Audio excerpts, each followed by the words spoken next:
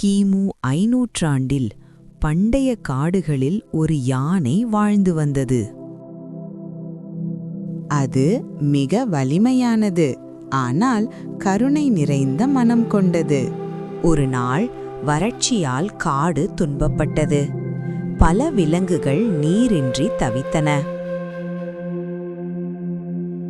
யானை தன் நினைவாற்றலை பயன்படுத்தி பழைய ஆற்றுப்பாதையை கண்டுபிடித்தது. அது தன் உடலால் புதர்களை அகற்றி அனைவருக்கும் நீர் வரும் வழியை திறந்தது.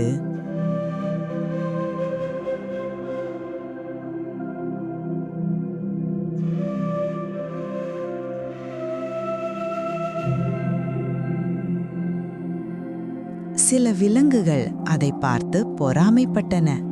ஆனால் காலம் செல்ல அனைவரும் யானையின் நற்குணத்தை உணர்ந்தனர்.